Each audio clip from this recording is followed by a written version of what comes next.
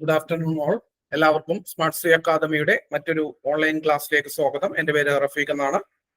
നമ്മൾ പഠിക്കുന്ന വിഷയം എന്ന് പറയുന്നത്, ഇന്ന് നമ്മൾ പഠിക്കാൻ പോകുന്ന വിഷയം എന്ന് പറയുന്നത് ഇന്ത്യൻ ഭരണഘടനയാണ്. നമ്മൾ കഴിഞ്ഞ ക്ലാസ്സിൽ എടുത്ത് തുടങ്ങിയ ഭാഗത്തിന്റെ കണ്ടിന്യൂവേഷൻ ആണ്. നമ്മൾ കഴിഞ്ഞ ക്ലാസ്സിൽ പഠിച്ചുകൊണ്ടിരുന്ന വിഷയം എന്ന് പറയുന്നത്, അല്ലെങ്കിൽ ഇന്ത്യൻ ഭരണഘടനയുടെ ഭാഗമായിട്ട് നമ്മൾ പഠിച്ചുകൊണ്ടിരുന്നത് കോൺസ്റ്റിറ്റ്യൂഷൻ അമെൻമെന്റ് ആണ്. അതായത് ഭരണഘടന ഭേദഗതികളെ കുറിച്ചാണ് നമ്മൾ എന്ത് ചെയ്തത്, പഠിച്ചുകൊണ്ടിരിക്കുന്നത്. അതിൽ തന്നെ നമ്മൾ അതിന്റെ ഒരു ഇൻട്രൊഡക്ഷൻ കഴിഞ്ഞ ക്ലാസ്സിൽ പറഞ്ഞു. നമുക്ക് അത് ഒന്നുകൂടി ഒരു ഓർമ്മപ്പെടുത്തൽ നടത്തിയതിനു ശേഷം നമുക്ക് എന്ത് ചെയ്യാം, ക്ലാസ്സിലേക്ക് പോവാം. നമ്മൾ എന്താണ് ഭരണഘടനാ ഭേദഗതി എന്നാണ് പറഞ്ഞത്. നിലവിലുള്ള ഭരണഘടനയിൽ എന്തെങ്കിലും കൂട്ടിച്ചേർക്കലുകളോ അല്ലെങ്കിൽ നിലവിലുള്ളത് നീക്കം ചെയ്യലുകളോ ഒക്കെ ചെയ്യുന്ന ആ ഒരു പ്രോസസ്സിനെ പറയുന്ന പേരാണ് എന്തെന്ന് പറയുന്നത്, ഭരണഘടനാ ഭേദഗതി എന്ന് പറയുന്നത്. ഇന്ത്യൻ ഭരണഘടനയുടെ ഏത് ഭാഗത്തിലാണ് ഈ പറയുന്ന ഭരണഘടനാ ഭേദഗതിയെ കുറിച്ച് പറഞ്ഞിരിക്കുന്നത്? അത് ഭാഗം 20-ലാണ്. ഏത് ആർട്ടിക്കിളിലാണ്? അത് ആർട്ടിക്കിൾ 368-ലാണ്. ഭരണഘടന ഭേദഗതി ചെയ്യുവാനുള്ള അധികാരം ആർക്കാണുള്ളത്? അത് പാർലമെന്റിന് മാത്രമാണുള്ളത്. ആർക്കാണ്? പാർലമെന്റിന് മാത്രമാണ് അധികാരമുള്ളത്.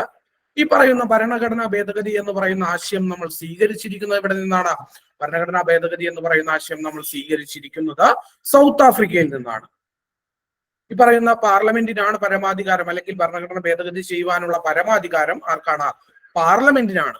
പാർലമെന്റ് എന്ന് പറഞ്ഞാൽ എന്താണ്? പാർലമെന്റ് എന്ന് പറയുന്നത് ലോക്സഭയും രാജ്യസഭയും ചേർന്നതാണ് പാർലമെന്റ് എന്ന് പറഞ്ഞാൽ. അങ്ങനെ ഒരു സ്റ്റേറ്റ്മെന്റ് നിങ്ങളുടെ ചോദ്യത്തിൽ വന്നാൽ ആ സ്റ്റേറ്റ്മെന്റ് എന്താണ്? ആ സ്റ്റേറ്റ്മെന്റ് പൂർണ്ണമല്ല, തെറ്റാണ്. എന്തുകൊണ്ടാണ്? രാജ്യസഭയും ലോകസഭയും മാത്രം ചേർന്നാൽ അത് പാർലമെന്റ് ആയി മാറില്ല. മറിച്ച് എന്തുകൂടി വേണം? രാഷ്ട്രപതി എന്ന് പറയുന്ന ആ ഓഫീസ് കൂടി ചേരുമ്പോഴാണ് അതെന്തായിട്ട് മാറുന്നത്? പാർലമെന്റ് ആയിട്ട് മാറുന്നത്. അപ്പോൾ എന്താണ് പാർലമെന്റ് എന്ന് ചോദിച്ചാൽ Lok Sabha, Rajya Sabha, office of the president, ഇത് മൂന്നും ചേരുന്നതാണ് എന്തെന്ന് പറയുന്നത് ഇന്ത്യയുടെ പാർലമെന്റ് എന്ന് പറയുന്നത്. അത് നമ്മൾ ഇത്രയുമാണ് ഇൻട്രൊഡക്ഷൻ ആയിട്ട് പഠിച്ചത്. നമ്മൾ കുറച്ച് ഭരണഘടനാ ഭേദഗതികൾ, 26 ഭരണഘടനാ ഭേദഗതികൾ നമ്മൾ പഠിച്ചു. എല്ലാമല്ല, ഇമ്പോർട്ടന്റ് ആയിട്ടുള്ള കാര്യങ്ങൾ പഠിച്ചു. 26ാമത്തെ ഭരണഘടനാ ഭേദഗതി എന്തായിരുന്നു? നമ്മളത് പ്രിവി പേഴ്സൺ നിർത്തലാക്കുന്നതിനെ കുറിച്ചായിരുന്നു എന്നുള്ള കാര്യങ്ങളൊക്കെ എന്ത് ചെയ്തു, നമ്മൾ കഴിഞ്ഞ ക്ലാസ്സിൽ പഠിച്ച് അവസാനിച്ചു. ഇനി അതിന്റെ കണ്ടിന്യൂവേഷൻ ആണ് ഇത്. വളരെ ഇമ്പോർട്ടന്റ് ആയിട്ടുള്ള, PSC പലപ്പോഴായിട്ട് ചോദിച്ചിട്ടുള്ള, പല തവണകളായിട്ട് മിക്ക ക്വസ്റ്റ്യൻ പേപ്പറിലും ചോദ്യം ഉണ്ടാകുന്ന ഒരു ഭാഗമാണ് ആർട്ടിക്കിൾ 40 ഭരണഘടനാ ഭേദഗതി 42ാം ഭരണഘടനാ ഭേദഗതി എന്ന് പറയുന്നതാണ് നമ്മൾ എന്ത് ചെയ്യാൻ പോകുന്നത്, ഇനി അങ്ങോട്ട് പഠിക്കുവാനായിട്ട് പോകുന്നത്. ഇത് വളരെ ഇമ്പോർട്ടന്റ് ആണ്. നിങ്ങൾ എന്ത് ചെയ്യുക, വളരെ ഇമ്പോർട്ടന്റ് എന്ന് ഇരിക്കുക. ഒരു 3 സ്റ്റാർ ഒക്കെ വേണമെങ്കിൽ ഇട്ട് വെക്കുക നോട്ടിൽ. അത് ഇട്ട് വെച്ചിട്ട് വളരെ കൃത്യമായിട്ട് വളരെ നന്നായിട്ട് പഠിക്കേണ്ട ഒരു ഭാഗമാണ് എന്തെന്ന് പറയുന്നത് 42ാമത് ഭരണഘടനാ ഭേദഗതി എന്ന് പറയുന്നത്. പിന്നെ നമ്മൾ LDC നോക്കുന്ന ആളുകളാണെങ്കിൽ നമുക്ക് ഭരണഘടനാ ഭേദഗതിയുടെ ഭാഗമായിട്ട് വെറും 7 ഭരണഘടനാ ഭേദഗതികൾ മാത്രമേ നമുക്ക് പഠിക്കാനായിട്ടുള്ളൂ. സിലബസിലുള്ളത് സിലബസിൽ പ്രത്യേകം തന്നെ പറഞ്ഞിട്ടുണ്ട് ഏതൊക്കെ ആർട്ടിക്കിളുകളാണ് എന്നുള്ളത്. ആർട്ടിക്കിൾ 42 ഉണ്ട്, ആർട്ടിക്കിൾ 44 ഉണ്ട്, ഭരണഘടനാ ഭേദഗതി 42 ഉണ്ട്, 44 ഉണ്ട്, ഭരണഘടനാ ഭേദഗതി 52 ഉണ്ട്, 73, 74, 86, 91. ഇത്രയുമാണ് നമ്മുടെ LDCയുടെ സിലബസിൽ ഭരണഘടനാ ഭേദഗതികൾ തന്നിട്ടുള്ളത്. ഈ പറഞ്ഞ ഭരണഘടനാ ഭേദഗതികൾ പഠിക്കുമ്പോൾ നമ്മൾ വളരെ ഡീറ്റെയിൽ ആയിട്ട്, വളരെ നന്നായിട്ട് നമ്മൾ എന്ത് ചെയ്യും, അത് പഠിച്ച് മുന്നോട്ട് പോകുന്നതായിരിക്കും. ബാക്കിയുള്ള ഭരണഘടനാ ഭേദഗതികൾ കൂടി അതിന്റെ ഭാഗമായിട്ട് പഠിക്കും. ഈ ഭരണഘടനാ ഭേദഗതി എന്ന് പറയുന്ന പോർഷനിൽ നിന്ന് ഇതിൽ നിന്ന് മാത്രമേ ചോദ്യം ചോദിക്കുകയുള്ളൂ. പക്ഷെ വേറെ ഏതെങ്കിലും വിഷയവുമായി ബന്ധപ്പെട്ടുകൊണ്ട് വേണമെങ്കിൽ മറ്റു ഭരണഘടനാ ഭേദഗതികളും ചോദിക്കാം. ഏറ്റവും പ്രധാനം ഇതാണ്. ഇത് എല്ലാം വളരെ കൃത്യമായിട്ട് പഠിച്ചാൽ ആ ഭാഗത്ത് നിന്നൊരു ചോദ്യം ചോദിച്ചാൽ നിങ്ങൾക്ക് ഉറപ്പായിട്ടും 1 മാർക്ക് അതിൽ നിന്ന് നിങ്ങൾക്ക് സ്കോർ ചെയ്യാനായിട്ട് പറ്റും. അപ്പോ നമ്മൾ പറഞ്ഞു നമ്മൾ പഠിക്കാൻ പോകുന്നത് 42ാം ഭരണഘടനാ ഭേദഗതിയാണ്. ഈ 42ാം ഭരണഘടനാ ഭേദഗതി നിങ്ങൾക്ക് എല്ലാവർക്കും അറിയാം. ഇത് അറിയപ്പെടുന്ന പേര് എന്ന് പറയുന്നത് മിനി കോൺസ്റ്റിറ്റ്യൂഷൻ എന്നാണ്.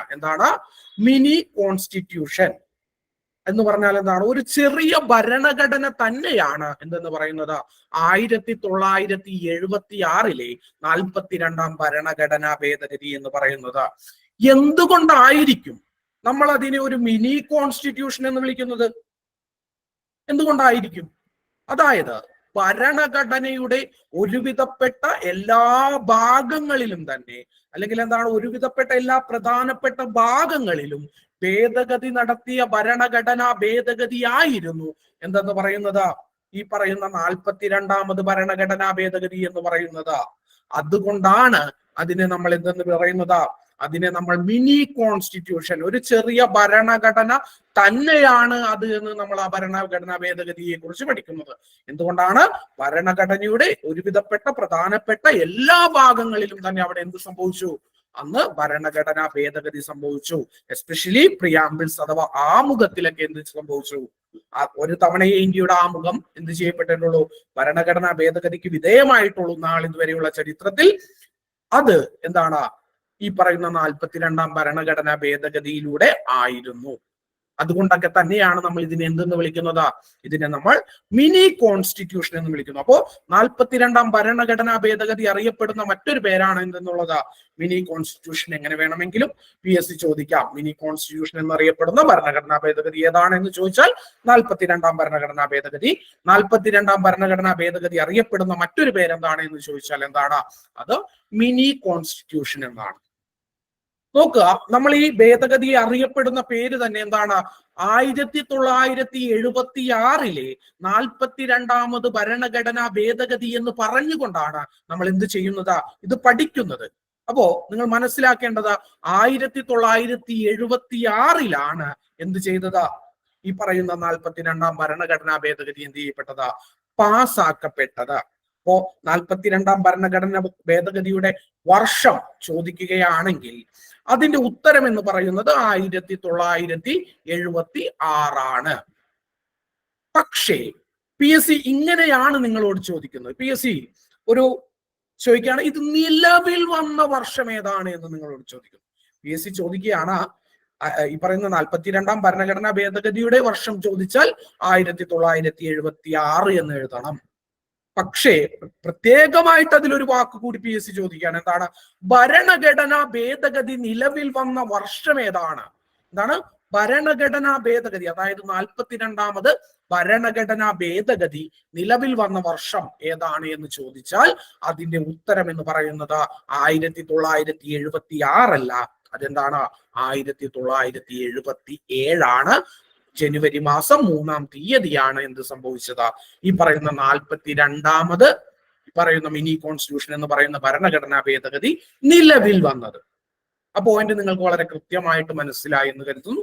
പാസാക്കിയ വർഷം 1976, നിലവിൽ വന്നത് 3 ജനുവരി 1977. പിന്നെ സ്വാഭാവികമായിട്ട് PSC ഇങ്ങനെ ചോദിക്കാം, എന്താണ്? ഈ 42ാം ഭരണഘടനാ ഭേദഗതി പാസ്സാക്കിയപ്പോൾ ഇന്ത്യയുടെ പ്രധാനമന്ത്രി ആരായിരുന്നു? എന്താണ്? ആ 42ാമത് ഭരണഘടനാ ഭേദഗതി പാസ്സാക്കുമ്പോൾ ഇന്ത്യയുടെ പ്രധാനമന്ത്രി ആരായിരുന്നു? നിങ്ങൾക്ക് എല്ലാവർക്കും അറിയാവുന്ന ഉത്തരമാണ്. നമ്മൾ അയൺ ലേഡി എന്നൊക്കെ വിളിക്കുന്ന ഇന്ത്യയുടെ ഒരേ ഒരു വനിതാ പ്രധാനമന്ത്രിയായിട്ടുള്ള ശ്രീമതി ഇന്ദിരാഗാന്ധി ആയിരുന്നു എന്ന് പറയുന്നത് നമ്മളുടെ ഇന്ത്യയുടെ പ്രധാനമന്ത്രി എന്ന് പറയുന്നത്. അപ്പോ പ്രധാനമന്ത്രി ചോദിക്കുമ്പോൾ തന്നെ അതുപോലെ തന്നെ പ്രാധാന്യമുള്ളതാണ് എന്തെന്ന് പറയുന്നത്, ആരായിരുന്നു പ്രസിഡന്റ്? ഈ ഭരണഘടനാ ഭേദഗതിയിൽ ഒപ്പുവെച്ച പ്രസിഡന്റ് ആരായിരുന്നു?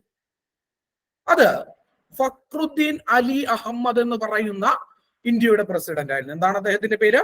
ഫക്രുദ്ദീൻ അലി അഹമ്മദ്. അദ്ദേഹത്തിന്റെ ഏറ്റവും വലിയ പ്രത്യേകത നിങ്ങൾ ഇന്ത്യ ചരിത്രത്തിൽ പഠിക്കുന്നത്, ഇന്ത്യയിലെ ആദ്യത്തെ അടിയന്തരാവസ്ഥ, ആദ്യത്തെ ദേശീയ അടിയന്തരാവസ്ഥയല്ല, ആഭ്യന്തര അടിയന്തരാവസ്ഥ പ്രഖ്യാപിച്ച ഇന്ത്യയുടെ രാഷ്ട്രപതിയാണ് ആരെന്ന് പറയുന്നത്? ഫക്രുദ്ദീൻ അലി അഹമ്മദ് എന്ന് പറയുന്നത്. ഇനി PSC ഇങ്ങനെ വേണമെങ്കിൽ ചോദിക്കാം, അതായത് ഈ 42ാമത് ഭരണഘടനാ ഭേദഗതി ശുപാർശ ചെയ്ത കമ്മിറ്റി ഏതാണ് എന്ന് ചോദിക്കാം. എന്താണ്? 42ാമത് ഭരണഘടനാ ഭേദഗതി ശുപാർശ ചെയ്തത് ഏത് കമ്മിറ്റിയാണ് എന്ന് ചോദിച്ചാൽ അതിന്റെ ഉത്തരമാണ് എന്തെന്ന് പറയുന്നത്? സ്വരൺ സിംഗ് കമ്മിറ്റി എന്ന് പറയുന്നത്. എന്താണ്? സ്വരൺ സിംഗ് കമ്മിറ്റി. ഈ സ്വരൺ സിംഗ് കമ്മിറ്റിയെ കുറിച്ച് നിങ്ങൾ വേറെ ഒരു ഭാഗത്ത് ഇന്ത്യൻ ഭരണഘടന പഠിക്കുമ്പോൾ പഠിച്ചിട്ടുണ്ട്. പഠിച്ച ആളുകളെ കുറിച്ചാണ് കേട്ടോ പറയുന്നത്. നിങ്ങൾക്ക് ക്ലാസ് കിട്ടിയിട്ടില്ലെങ്കിൽ നമ്മൾ അത് പഠിക്കും. അതെവിടെയാണ്? മൗലിക കടമകൾ അഥവാ മൗലിക കർത്തവ്യങ്ങൾ, അതായത് ഫണ്ടമെന്റൽ ഡ്യൂട്ടീസ് എന്ന് പറയുന്ന ഭാഗത്ത് ഇന്ത്യയിൽ എന്താണ് ഈ പറയുന്ന ഫണ്ടമെന്റൽ ഡ്യൂട്ടീസ് ഇന്ത്യൻ ഭരണഘടനയുടെ ഭാഗമാക്കുന്നത് ഏത് കമ്മിറ്റിയുടെ നിർദ്ദേശപ്രകാരമാണ് എന്നൊരു ചോദ്യം വന്നാൽ അതിന്റെ ഉത്തരവും ആര് തന്നെയാണ്? അതിന്റെ ഉത്തരവും ഇതേ സ്വരൺ സിംഗ് കമ്മിറ്റി തന്നെയാണ്. ആ പോയിന്റ് നിങ്ങൾക്ക് വളരെ കൃത്യമായിട്ട് മനസ്സിലായി എന്ന് കരുതുന്നു. ഇപ്പോ നമ്മൾ പറഞ്ഞ എന്താണ് മിനി കോൺസ്റ്റിറ്റ്യൂഷൻ എന്ന് പറയുന്നത്? എല്ലാ ഭാഗങ്ങൾക്കും എന്ത് സംഭവിച്ചു? മാറ്റങ്ങൾ ഉണ്ടായി എന്ന് നമ്മൾ പറഞ്ഞു. അപ്പോ അതിലേറ്റവും പ്രധാനപ്പെട്ട മാറ്റമാണ് നമുക്ക് പറയാനുള്ളത്. അത് പ്രിയാമ്പിൾ ആണ്, അല്ലെങ്കിൽ എന്താണ് ഇന്ത്യൻ ഭരണഘടനയുടെ ആമുഖമാണ്. ഞാൻ നിങ്ങളോട് ഇൻട്രൊഡക്ഷൻ ആയിട്ട് ഈ ക്ലാസിന്റെ ഭാഗമായിട്ട് നമ്മൾ പറഞ്ഞു എന്താണ് ഇന്ത്യയുടെ നാളിതുവരെയുള്ള ചരിത്രത്തിൽ ആകെ ഒരു തവണ മാത്രമേ എന്ത് സംഭവിച്ചിട്ടുള്ളൂ? ഇന്ത്യൻ ഭരണഘടനയുടെ ആമുഖം അഥവാ പ്രിയാമ്പിൾ എന്ന് പറയുന്ന ഭാഗം നമ്മൾ എന്ത് ചെയ്തിട്ടുള്ളൂ? ഭരണഘടനാ ഭേദഗതിക്ക് വിധേയമാക്കിയിട്ടുള്ളൂ. അത് ഏത് ഭേദഗതിക്ക് വേണ്ടിയിട്ടാണ്? അത് ഏത് ഭേദഗതിയിലാണ്? അത് 42ാമത് ഭരണഘടനാ ഭേദഗതിയിലാണ്. അപ്പൊ ചോദ്യം ഇങ്ങനെ വരാം, എന്താണ് ആമുഖം ഏത് ഭരണഘടനാ ഭേദഗതിയിലാണ് നമ്മൾ ചെയ്തത്, അല്ലെങ്കിൽ എന്താണ് ഏത് ഭരണഘടനാ ഭേദഗതി പ്രകാരമാണ് ഇന്ത്യൻ ഭരണഘടനയുടെ ആമുഖം എന്ത് ചെയ്തത്? ഭേദഗതി വരുത്തിയത് എന്ന് ചോദിച്ചാൽ അതിന്റെ ഉത്തരം എന്താണ്? 42ാമത് ഭരണഘടനാ ഭേദഗതി എന്നുള്ളതാണ്. എന്ത് മാറ്റങ്ങളാണ് അവിടെ സംഭവിച്ചത്? അതായത് എന്ത് മാറ്റങ്ങളാണ് അവിടെ സംഭവിച്ചത് എന്ന് ചോദിച്ചാൽ നമ്മൾ 3 പദങ്ങൾ അതുവരെ ഇന്ത്യൻ ഭരണഘടനയുടെ ആമുഖത്തിൽ ഇല്ലാതിരുന്ന 3 പദങ്ങൾ നമ്മൾ എന്ത് ചെയ്തു? നമ്മൾ 3 പദങ്ങൾ ഇന്ത്യൻ ഭരണഘടനയുടെ ആമുഖത്തിൽ എഴുതി ചേർത്തു. എന്താണ്? ഇന്ത്യൻ ഭരണഘടനയുടെ ആമുഖത്തിൽ നമ്മൾ എന്ത് ചേർത്തു? 3 പദങ്ങൾ എഴുതി ചേർത്തു. ഒന്നാമത്തെ പദം സ്ഥിതി സമത്വം അഥവാ സോഷ്യലിസം എന്നുള്ളതാണ്. എന്താണ് ഒന്നാമത്തെ പദം? സ്ഥിതി സമത്വം അഥവാ സോഷ്യലിസം എന്നുള്ളതാണ്. സോഷ്യലിസം എന്താണ്? എല്ലാവരെയും നമ്മൾ പറഞ്ഞതാണ് എന്താണ് എല്ലാവരെയും എന്താണ് എല്ലാ ജനങ്ങൾക്കും തുല്യമായിട്ടുള്ള പരിഗണന കൊടുക്കുക, എല്ലാവർക്കും എന്താണ് ഏകദേശം തുല്യമായിട്ടുള്ള ഒരു സാമൂഹിക ജീവിത ചുറ്റുപാടുകൾ ഉണ്ടാക്കി കൊടുക്കുക എന്നുള്ള ആശയമാണ് എന്തെന്ന് പറയുക ഈ സോഷ്യലിസം എന്ന് പറയുന്നത്. രണ്ടാമത്തേത് എന്താണ്? രണ്ടാമത്തേത് സെക്യുലറിസം ആണ്. സെക്യുലറിസം അഥവാ മതേതരത്വം എന്ന് പറയുന്നതാണ്. എന്താണ് മതേതരത്വം എന്ന് പറയുന്നത്? എല്ലാ മതങ്ങളെയും നമ്മളുടെ രാഷ്ട്രം എന്തായിട്ട് കണക്കാക്കും? നമ്മളുടെ രാഷ്ട്രം തുല്യമായിട്ട് കണക്കാക്കും. എന്താണ് നമ്മളുടെ രാഷ്ട്രത്തിന് ഒരു മതം ഉണ്ടാവുകയില്ല എന്നുള്ളതാണ് എന്തെന്ന് പറയുക മതേതരത്വം. ഇത് നമുക്ക് പഠിക്കാൻ വേണ്ടി ഇപ്പോൾ പഠിക്കാം, പക്ഷെ നിലവിൽ ഇന്ത്യയുടെ അവസ്ഥ അതിൽ നിന്ന് വ്യത്യസ്തമായി മാറിക്കൊണ്ടിരിക്കുകയാണ് എന്നുള്ളത് വളരെ എന്താണ് വളരെ ദുഃഖകരമായിട്ടുള്ള ഒരു കാര്യമാണ്. നമ്മളുടെ പാർലമെന്റിൽ പൂജ നടക്കുന്നു, അങ്ങനെ മറ്റു പല പരിപാടികൾ നടത്തുന്നു. അപ്പൊ ചോദിക്കും, സാറേ പാർലമെന്റ് പൂജിച്ചപ്പോ പാർലമെന്റിൽ പൂജ മാത്രമല്ലല്ലോ, മുസ്ലിങ്ങളുടെ ആളുകളെ കൊണ്ടുവന്ന് അതിന്റെ പരിപാടികളൊക്കെ പാർലമെന്റിൽ നടത്തിയില്ലേ എന്നൊക്കെ ചോദിക്കും. ഒരു പരിപാടിയും നടത്താൻ പാടില്ല എന്നുള്ളതാണ് മതേതരത്വം എന്ന് പറയുന്നതിന്റെ അർത്ഥം എന്ന് പറയുന്നത്. സ്റ്റേറ്റിന് എന്തില്ല? സ്റ്റേറ്റിന് മതമില്ല അതെന്നുള്ളതാണ് മതേതരത്വം എന്ന് പറയുന്നത് കൊണ്ട് അർത്ഥമാക്കുന്നത്. നിങ്ങൾ ഇന്ത്യയിലുള്ള ഏത് മതപരിപാടികളും എന്ത് ചെയ്യാൻ പാടില്ല? ഇന്ത്യൻ പാർലമെന്റിൽ നടത്താൻ പാടില്ല. അപ്പോൾ എല്ലാ മതങ്ങളെയും ഉൾപ്പെടുത്തിയാൽ പ്രശ്നം തീരില്ലേ? അപ്പോൾ വേറൊരു പ്രശ്നമുണ്ട്, മതമില്ലാത്ത ആളുകൾ കൂടി ഉൾപ്പെടുന്നതാണ് ഇന്ത്യയുടെ ബഹുസ്വര സമൂഹം എന്ന് പറയുന്നത്. അപ്പൊ അവരെ മാറ്റി നിർത്തുന്നതിന് തുല്യമാവും. അതുകൊണ്ടാണ് പറയുന്നത് ഇന്ത്യൻ സ്റ്റേറ്റിന് എന്തില്ല? സ്റ്റേറ്റിന് മതമില്ല. സ്റ്റേറ്റ് എന്ന് പറയുമ്പോൾ സംസ്ഥാനം എന്നുള്ള അർത്ഥത്തിൽ നിങ്ങൾ എടുക്കരുത്, അതൊരു ഭരണകൂടം എന്നുള്ള അർത്ഥത്തിൽ വേണം നമ്മളിവിടെ സ്റ്റേറ്റ് എന്നൊക്കെ പറയുമ്പോൾ നിങ്ങൾ അത് മനസ്സിലാക്കി എടുക്കുവാൻ. അതായത് നമ്മളുടെ രാജ്യത്തിന് എന്തില്ല? ഔദ്യോഗികമായിട്ടൊരു റിലീജിയൻ ഇല്ല. അപ്പോ അതാണ് മതേതരത്വം എന്ന് പറയുന്നത്. മൂന്നാമത്തെ എന്താണ്? ഇന്റഗ്രിറ്റി അഥവാ അഖണ്ഡത, വിഭജിക്കാൻ കഴിയാത്തത് എന്നുള്ള അർത്ഥമാണ് പറയുന്നത്. അഖണ്ഡത എന്നുള്ളത് നമ്മുടെ ഭരണഘടനയുടെ ആമുഖത്തിൽ യൂണിറ്റി അഥവാ ഐക്യം എന്ന് മാത്രമേ ഉണ്ടായിരുന്നുള്ളൂ. അതിന്റെ ഒപ്പം നമ്മൾ എന്തുകൂടി ചേർത്തു? ഐക്യവും അഖണ്ഡതയും എന്ന് ചേർത്തു. യൂണിറ്റി ആൻഡ് ഇന്റഗ്രിറ്റി എന്നാണ് നമ്മൾ എന്ത് ചെയ്തത്? 42ാം ഭരണഘടനാ ഭേദഗതിയിലൂടെ കൂട്ടിച്ചേർത്തത്. അപ്പൊ 42ാം ഭരണഘടന ഭേദഗതിയിലൂടെ എന്തൊക്കെയാണ് നമ്മൾ കൂട്ടിച്ചേർത്തത്? ഒന്ന് സോഷ്യലിസം ആണ്, രണ്ടാമത്തേത് എന്താണ്? മതേതരത്വമാണ്, മൂന്നാമത്തേത് എന്താണ്? അഖണ്ഡത അഥവാ ഇന്റഗ്രിറ്റി ആണ്. 3 പോയിന്റുകൾ വളരെ കൃത്യമായിട്ട് മനസ്സിലാക്കി പഠിക്കണം. PSC പലപ്പോഴായിട്ട് ചോദിച്ചിട്ടുള്ള ചോദ്യം വരുന്ന ഒരു മേഖലയാണ് എന്തെന്ന് പറയുന്നത് ഈ പറയുന്ന ഭാഗം എന്ന് പറയുന്നത്. ഇനി നമ്മൾ പറഞ്ഞു സ്വരൺ സിംഗ് കമ്മിറ്റിയെ കുറിച്ച് നമ്മൾ പറഞ്ഞു. സ്വരൺ സിംഗ് കമ്മിറ്റിയെ കുറിച്ച് പറഞ്ഞു. എന്താണ്? മൗലിക കടമകൾ ഇന്ത്യൻ ഭരണഘടനയിൽ കൂട്ടിച്ചേർത്തത് ആരുടെ നിർദ്ദേശപ്രകാരമാണ്? സ്വരൺ സിംഗ് കമ്മിറ്റിയുടെ നിർദ്ദേശപ്രകാരമാണെന്ന് നമ്മൾ ആദ്യം പറഞ്ഞു. അപ്പോ ഏത് ഭരണഘടനാ ഭേദഗതി പ്രകാരമാണ് ഇന്ത്യൻ ഭരണഘടനയിൽ മൗലിക കർത്തവ്യങ്ങൾ ഉൾപ്പെടുത്തിയത് എന്ന് ഒരു ചോദ്യം വന്നാൽ അതിന്റെ ഉത്തരം എന്താണ്? അതിന്റെ ഉത്തരവും 42ാമത് ഭരണഘടനാ ഭേദഗതിയാണ്. ചോദ്യം എന്താണ്? ചോദ്യം മൗലിക കർത്തവ്യങ്ങൾ അല്ലെങ്കിൽ മൗലിക കടമകൾ, ഫണ്ടമെന്റൽ ഡ്യൂട്ടീസ് എന്ന് ഇംഗ്ലീഷിൽ പറയും. ഇത് ഇന്ത്യൻ ഭരണഘടനയുടെ ഭാഗമായിട്ടുള്ള ഭേദഗതി ഏതാണെന്ന് ചോദിച്ചാൽ അത് 1976 42ാമത് ഭരണഘടനാ ഭേദഗതിയാണ് എന്നുള്ളത് നിങ്ങൾ മനസ്സിലാക്കിയിരിക്കണം. സ്വരൺ സിംഗ് കമ്മിറ്റി തന്നെയാണ് എന്തിന് നിർദ്ദേശം നൽകിയത്? 42ാം ഭരണഘടനാ ഭേദഗതിക്ക് നിർദ്ദേശം കൊടുത്തത്. അതുപോലെ തന്നെ സ്വരൺ സിംഗ് കമ്മിറ്റി തന്നെയാണ് മൗലിക കടമകൾ ഉൾപ്പെടുത്തണമെന്ന് എന്ത് ചെയ്തത്? നിർദ്ദേശം കൊടുത്തത്. അപ്പോ സ്വരൺ സിംഗ് കമ്മിറ്റിയുടെ പേര് പറയുമ്പോൾ നമ്മളുടെ മനസ്സിലേക്ക് ഓടി വരേണ്ട ഒരു ഭരണഘടനാ ഭേദഗതിയാണ് എന്തെന്ന് പറയുന്നത് 42ാമത് ഭരണഘടനാ ഭേദഗതി എന്ന് പറയുന്നത്. അപ്പോ എന്താണ് ഫണ്ടമെന്റൽ ഡ്യൂട്ടീസ്? നിങ്ങൾക്ക് അറിയാൻ ആയിട്ട് പറയുന്നതാണ്. വളരെ മനസ്സിലാക്കി വെക്കുക. എന്താണ് ഫണ്ടമെന്റൽ ഡ്യൂട്ടീസ് എന്ന് ചോദിച്ചാൽ, നമ്മളുടെ രാജ്യം നമുക്ക് ചില അവകാശങ്ങൾ നൽകുന്നുണ്ട്. ആ അവകാശങ്ങളെ നമ്മൾ വിളിക്കുന്ന പേരാണ് എന്തെന്ന് പറയുന്നത്? മൗലിക അവകാശങ്ങൾ എന്ന് പറയുന്നത്. അപ്പോ ഒരു രാജ്യം നമുക്ക് എന്ത് നൽകുന്നുണ്ട്?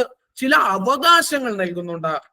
അപ്പോ ഈ അവകാശങ്ങൾ, നമുക്ക് ലംഘിക്കപ്പെടാത്ത അവകാശങ്ങൾ നമുക്ക് നൽകുമ്പോൾ തന്നെ നമുക്ക് രാജ്യത്തിനോട് എന്തുണ്ട്?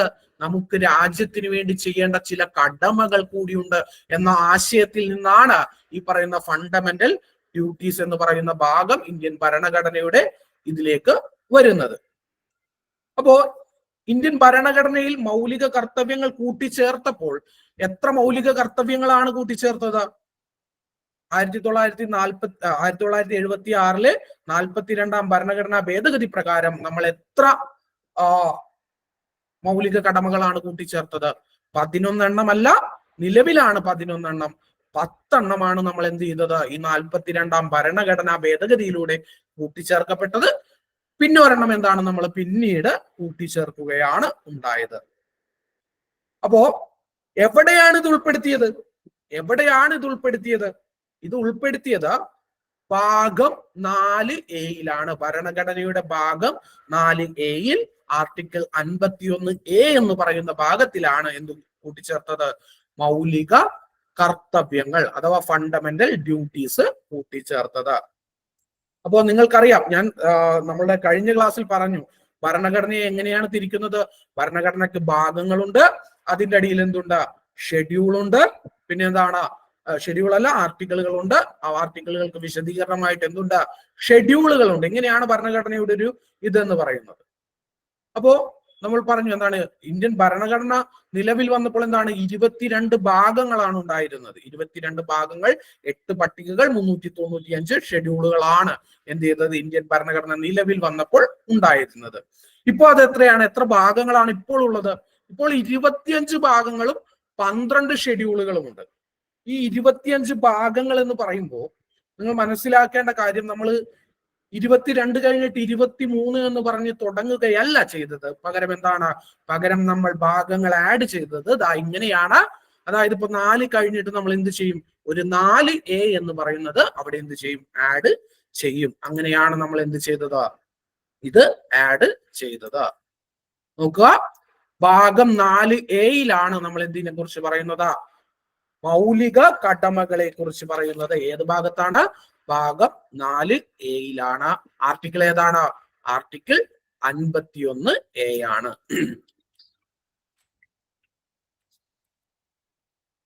അപ്പോ ഭാഗം 4A മാത്രമല്ല നമ്മൾ ആ പറയുന്ന 42ാം ഭരണഘടനാ ഭേദഗതിയിലൂടെ എന്ത് ചെയ്തത്?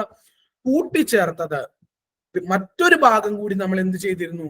ഈ പറയുന്ന 42ാം ഭരണഘടനാ ഭേദഗതിയിലൂടെ തന്നെ ഭരണഘടനയുടെ ഭാഗമാക്കിയിരുന്നു. ആ ഭാഗത്തിന്റെ പേരാണ് ഭാഗം 14A എന്ന് പറയുന്നത്. എന്താണ്? ഭാഗം 14A. 4Aയും 14A നമ്മൾ ഇന്ത്യൻ ഭരണഘടനയുടെ ഭാഗമായിട്ട് കൂട്ടിച്ചേർത്ത ഭരണഘടനാ ഭേദഗതി ഏതാണെന്ന് ചോദിച്ചാൽ അതിന്റെ ഉത്തരം 42ാം ഭേദഗതിയാണ്. 42ാം ഭേദഗതിയിലൂടെ കൂട്ടിച്ചേർത്ത ഭാഗങ്ങൾ ഏതൊക്കെയാണെന്ന് ചോദിച്ചാൽ ഒന്ന് 4A ആണ്. അതെന്തിനെ കുറിച്ചാണ് പറയുന്നത്? ഫണ്ടമെന്റൽ ഡ്യൂട്ടീസിനെ കുറിച്ച് പറയുന്നു. രണ്ടാമത്തേത് എന്താണ്? രണ്ടാമത്തേത് 14A ആണ്. 14A എന്തിനെ കുറിച്ചാണ് പറയുന്നത്? 14A പറയുന്നത് ട്രൈബ്യൂണൽ, അതായത് ട്രിബ്യൂണലിനെ കുറിച്ചാണ്. എന്തിനെ കുറിച്ച് പറയുന്നത്? ഈ പറയുന്ന 14A എന്നുള്ളത് പറയുന്നത്. ട്രിബ്യൂണൽ എന്ന് പറയുന്നത് തർക്ക പരിഹാരത്തിന് വേണ്ടിയിട്ടുള്ള ഒരു സംവിധാനമാണ് എന്തെന്ന് പറയുന്നത്? ഈ ട്രിബ്യൂണൽ എന്ന് പറയുന്നത്. എന്താണ്? തർക്ക പരിഹാരങ്ങൾക്ക് വേണ്ടിയിട്ടുള്ള ഒരു മിനി കോർട്ട് പോലെയുള്ള ഒരു സംവിധാനമാണ് എന്തെന്ന് പറയുന്നത്? ട്രിബ്യൂണൽ എന്ന് പറയുന്നത്. അപ്പോ ഇതിന്റെ ഭാഗമായിട്ട്, അതായത് ഭാഗം 4A നമ്മൾ എന്ത് പഠിച്ചു? ഒരു ആർട്ടിക്കിൾ കൂട്ടിച്ചേർത്തു എന്ന് പഠിച്ചു. ഏതാണ്? 51A ആണ്. അതുപോലെ തന്നെ 14A എന്താണ്? 2 ആർട്ടിക്കിളുകൾ കൂട്ടിച്ചേർത്തു. Article 323A, article 323B. എന്താണ്? ആർട്ടിക്കിൾ 323A ആർട്ടിക്കിൾ 323B നമ്മൾ എന്ത് ചെയ്തു? ഭാഗം 14A കൂട്ടിച്ചേർത്തു. ഇതിൽ ആർട്ടിക്കിൾ 323A എന്ന് പറയുന്നത് അഡ്മിനിസ്ട്രേറ്റീവ് ട്രിബ്യൂണലിനെ കുറിച്ചാണ് പറയുന്നത്. എന്താണ്? അഡ്മിനിസ്ട്രേറ്റീവ് ട്രൈബ്യൂണലിനെ കുറിച്ച് പറയുന്നു. എന്താണ് അഡ്മിനിസ്ട്രേറ്റീവ് ട്രൈബ്യൂണൽ എന്ന് പറയുന്നത്? അഡ്മിനിസ്ട്രേറ്റീവ് ട്രൈബ്യൂണൽ എന്ന് പറയുന്നത്, അതായത് നമ്മളുടെ ഭരണ രംഗത്തുള്ള ഉദ്യോഗസ്ഥരുടെ പരാതികളൊക്കെ അവരുടെ പ്രശ്നങ്ങൾ പരിഹരിക്കുന്നതിനായിട്ടുള്ള ഒരു സംവിധാനമാണ് എന്തെന്ന് പറയുന്നത്? അഡ്മിനിസ്ട്രേറ്റീവ് ട്രൈബ്യൂണൽ എന്ന് പറയുന്നത്. അപ്പോ അവർക്കൊരു പ്രശ്നമുണ്ടായാൽ അവർ ആദ്യം നേരിട്ട് കോടതിയിലേക്ക് ചെല്ലുകയല്ല ചെയ്യുന്നത്. അവരാദ്യം എവിടെ പരിഹാരത്തിന് ശ്രമിക്കണം? അവരുടെ അഡ്മിനിസ്ട്രേറ്റീവ് ട്രൈബ്യൂണലിൽ എന്ത് ചെയ്യണം? പരിഹാരത്തിന് ശ്രമിക്കണം. ആർട്ടിക്കിൾ 323A ആണ് എന്തിനെ കുറിച്ച് പറയുന്നത്? അഡ്മിനിസ്ട്രേറ്റീവ് ട്രിബ്യൂണലിനെ കുറിച്ച് പറയുന്നത്. ഇനി അടുത്തത് എന്താണ്? ആർട്ടിക്കിൾ 323B മറ്റ് ആവശ്യങ്ങൾക്ക് വേണ്ടിയിട്ട് രൂപീകരിക്കപ്പെട്ടിട്ടുള്ള ട്രൈബ്യൂണലിനെ കുറിച്ച് പറയുന്നു. ഉദാഹരണമാണെങ്കിൽ ഇപ്പൊ നികുതി സംബന്ധമായിട്ടുള്ള കാര്യങ്ങൾ, ഇതാണ് നികുതി സംബന്ധമായിട്ട് ഒരു ട്രൈബ്യൂണൽ ഉണ്ടാക്കി എന്ന് കരുതുക. അപ്പോ നമുക്ക് നികുതിയുമായി ബന്ധപ്പെട്ട ഒരു പരാതി ഉണ്ടായാൽ, ഒരു പ്രശ്നം ഉണ്ടായാൽ, നമ്മൾ ആദ്യം ചെയ്യേണ്ടത് നേരെ കോടതിയിലേക്ക് പോവുകയല്ല ചെയ്യുന്നത്. എന്താണ് ചെയ്യുന്നത്? നമ്മൾ ഈ പറയുന്ന ട്രൈബ്യൂണലിനെ സമീപിച്ച് അവിടെയാണ് ആദ്യത്തെ പ്രശ്ന പരിഹാരത്തിന് ശ്രമിക്കുക. അപ്പോ ഈ ട്രൈബ്യൂണലുകളെ കുറിച്ചാണ് ഭാഗം 14A പറയുന്നത്. ആർട്ടിക്കിൾ 323A എന്ന് പറയുന്നത് എന്താണ്? അഡ്മിനിസ്ട്രേറ്റീവ് ട്രിബ്യൂണലിനെ കുറിച്ച് പറയുന്നു. ആർട്ടിക്കിൾ 323B എന്ന് പറയുന്നത് മറ്റു ആവശ്യങ്ങൾക്കായിട്ട് രൂപീകരിക്കപ്പെട്ടിട്ടുള്ള ട്രൈബ്യൂണലുകളെ കുറിച്ച് പറയുന്നു. ആ പോയിന്റ് കൃത്യമായിട്ട് ആ ഭാഗങ്ങള് നിങ്ങൾക്ക് മനസ്സിലായി എന്ന് കരുതുന്നു. അപ്പോ 2 ഭാഗങ്ങളാണ് നമ്മൾ കൂട്ടിച്ചേർത്തത്, 4A പിന്നെ എന്താണ്? 14A. 4A ഒരു ആർട്ടിക്കിൾ ഏതാണ്? 51A എന്ന് പറയുന്ന ആർട്ടിക്കിള്. 14A 2 ആർട്ടിക്കിളുകൾ 42ാം ഭേദഗതി പ്രകാരം കൂട്ടിച്ചേർത്തു. ആർട്ടിക്കിൾ 323A പിന്നെ എന്താണ്? Article 323B. 323A അഡ്മിനിസ്ട്രേറ്റീവ് ട്രൈബ്യൂണലിനെ കുറിച്ചും 323B മറ്റാവശ്യങ്ങൾക്ക് വേണ്ടി രൂപീകരിക്കപ്പെടുന്ന ട്രൈബ്യൂണലിനെ കുറിച്ചുമാണ് എന്ത് ചെയ്യുന്നത്? പറയുന്നത്. അപ്പോ 42ാം ഭേദഗതി പ്രകാരം ഈ പറയുന്ന ഭാഗങ്ങളിലാണ് എന്ത് ചെയ്തിട്ടുള്ളത്? നമ്മൾ ഭരണഘടനയിൽ മാറ്റം വരുത്തിയിട്ടുള്ളത്. മാത്രമല്ല മാർഗനിർദ്ദേശക തത്വങ്ങൾ, നിങ്ങൾക്കറിയാം മാർഗനിർദ്ദേശക തത്വങ്ങളെ കുറിച്ച് പ്രതിപാദിക്കുന്ന ഇന്ത്യൻ ഭരണഘടനയുടെ ഭാഗം ഏതാണ്? DPSP. അത് ഭാഗം 4ലാണ്. Directive principles of state policies എന്ന് പറയുന്നത് ഭാഗം 4ലാണ് എന്ത് ചെയ്തിട്ടുള്ളത്? നമ്മൾ ഉൾപ്പെടുത്തിയിട്ടുള്ളത്. അവിടെയും നമ്മൾ ചില മാറ്റങ്ങൾ ഉണ്ടാക്കി. അവിടെ എന്ത് ചെയ്തു? നമ്മൾ ഒരു 3 ആർട്ടിക്കിളുകൾ നമ്മൾ അവിടെ കൂട്ടിച്ചേർത്തു. ഏതൊക്കെയാണത്? Article 39A, article 43A, article 48A. ഇങ്ങനെ 3 ആർട്ടിക്കിളുകളാണ് നമ്മൾ എന്ത് ചെയ്തത്? 42ാം ഭരണഘടനാ ഭേദഗതി പ്രകാരം എന്ത് ചെയ്തത്? നമ്മളുടെ ഭരണഘടനയിൽ കൂട്ടിച്ചേർത്തത്. എന്തിന്റെ ഭാഗമായിട്ടാണ് കൂട്ടിച്ചേർത്തത്? അത് മാർഗനിർദ്ദേശക തത്വങ്ങളുടെ ഭാഗമായിട്ടാണ് കൂട്ടിച്ചേർത്തത്. മാർഗനിർദ്ദേശക തത്വങ്ങളെ കുറിച്ച് പ്രതിപാദിക്കുന്നത് ഇന്ത്യൻ ഭരണഘടനയുടെ ഏത് ഭാഗത്തിലാണ്? അത് ഭാഗം 4ലാണ്. അപ്പോ എന്തൊക്കെയാണ് കൂട്ടിച്ചേർത്തത് എന്ന് നമ്മൾ അറിഞ്ഞിരിക്കണം. ആർട്ടിക്കിൾ 39A എന്തിനെ കുറിച്ചാണ് പറയുന്നത്? ആർട്ടിക്കിൾ 39A എന്ന് പറയുന്നത് എല്ലാ പൗരന്മാർക്കും തുല്യ നീതിയും സൗജന്യ നിയമ സഹായവും ലഭ്യമാക്കുന്നതിനെ കുറിച്ചാണ്. എന്താണ് പറയുന്നത്? ആർട്ടിക്കിൾ 39A എന്ന് പറയുന്നത് എന്താണ്? തുല്യനീതി, സൗജന്യ നിയമസഹായം. ഈ മാർഗനിർദ്ദേശക തത്വങ്ങൾ എന്ന് പറഞ്ഞു കഴിഞ്ഞാൽ എന്താണ് എന്നുള്ള ഒരു ധാരണ കൂടി നിങ്ങളുടെ മനസ്സിലുണ്ടാകണം. അതായത് നമ്മളുടെ ഭരണഘടനയിൽ എന്താണ് കുറച്ച് കാര്യങ്ങൾ എഴുതി വെച്ചിട്ടുണ്ട്. അത് എന്തിനു വേണ്ടിയിട്ടാണ് എഴുതി വെച്ചിട്ടുള്ളത്? അത് ഇനി ഉണ്ടാകുന്ന സർക്കാരുകൾ ഇവ എന്ത് ചെയ്യണം? നിയമം മൂലം ഇന്ത്യയിൽ ഇതൊക്കെ നടപ്പിലാക്കണം. അങ്ങനെ നടപ്പിലാക്കിയിട്ട് എന്ത് ചെയ്യണം? ഇന്ത്യയെ ഒരു ക്ഷേമ രാഷ്ട്രമാക്കിയിട്ട് മാറ്റണം. അതിനു വേണ്ടിയിട്ടുള്ള തത്വങ്ങൾ എഴുതി വെച്ചിട്ടുള്ള ഭാഗമാണ് എന്തെന്ന് പറയുന്നത് directive principles of state policies എന്ന് പറയുന്നത്, അല്ലെങ്കിൽ മാർഗനിർദ്ദേശക തത്വങ്ങൾ എന്ന് പറയുന്നത്. പക്ഷെ എന്താണ്, ഇവ നടപ്പിലാക്കണം എന്ന് പറഞ്ഞുകൊണ്ട് ഇന്ത്യയിൽ ഒരു പൗരനും എന്ത് ചെയ്യാൻ പറ്റില്ല? കോടതിയെ സമീപിക്കുന്നതിനായിട്ട് കഴിയില്ല. നമ്മുടെ മൗലിക അവകാശങ്ങൾ ലംഘിക്കപ്പെട്ടാൽ എന്ത് ചെയ്യാം? നമുക്കത് പുനഃസ്ഥാപിക്കുവാൻ കോടതിയെ സമീപിക്കാം. പക്ഷെ മാർഗനിർദ്ദേശക തത്വങ്ങൾ നടപ്പിലാക്കണം എന്ന് പറഞ്ഞുകൊണ്ട് നമുക്ക് എന്ത് ചെയ്യാൻ പറ്റില്ല? നമുക്ക് കോടതിയെ സമീപിക്കുവാനായിട്ട് കഴിയില്ല. അപ്പൊ നമ്മൾ ആർട്ടിക്കിൾ 39A ആണ് പറഞ്ഞത്. ആർട്ടിക്കിൾ 39A എന്തിനെ കുറിച്ചാണ് പറയുന്നത്? തുല്യനീതി, സൗജന്യ നിയമസഹായം. നിങ്ങൾക്കറിയാം, നാഷണൽ ലീഗൽ സർവീസ് അതോറിറ്റി എന്ന് പറയുന്ന ഒരു സ്ഥാപനമുണ്ട് ഇന്ത്യയിൽ. 1995 ഈ സ്ഥാപനം രൂപീകരിക്കപ്പെടുന്നത്. അതിന്റെ ലക്ഷ്യം എന്ന് പറയുന്നത് എന്താണ്? അതിന്റെ ലക്ഷ്യം എന്ന് പറയുന്നത് ഇന്ത്യയിൽ പാവപ്പെട്ട ആളുകൾക്ക് സൗജന്യമായിട്ടുള്ള നിയമസഹായം ലഭ്യമാക്കുക എന്നുള്ളതാണ്. അത് ഈ പറയുന്ന ആർട്ടിക്കിൾ 39A പ്രകാരം എന്താണ്? ഇന്ത്യൻ പാർലമെന്റ് പാസാക്കിയ ഒരു നിയമപ്രകാരം ഇന്ത്യയിൽ രൂപീകരിക്കപ്പെട്ടിട്ടുള്ള ഒരു സ്ഥാപനമാണ് എന്തെന്ന് പറയുന്നത് നാഷണൽ ലീഗൽ സർവീസ് അതോറിറ്റി എന്ന് പറയുന്നത്. അപ്പൊ നോക്കുക, ആർട്ടിക്കിൾ 39A തുല്യനീതി, സൗജന്യ നിയമസഹായം. ആർട്ടിക്കിൾ 43A എന്താണ്? ഇതിനെ കുറിച്ചാണ് പറയുന്നത്. ആർട്ടിക്കിൾ 43A പറയുന്നത് വ്യവസായങ്ങളുടെ നടത്തിപ്പിൽ തൊഴിലാളികളുടെ പങ്കാളിത്തം ഉണ്ടാക്കുക എന്നുള്ളതാണ്. എന്താണ് ആർട്ടിക്കിൾ 43A പറയുന്നത്? എന്താണ്?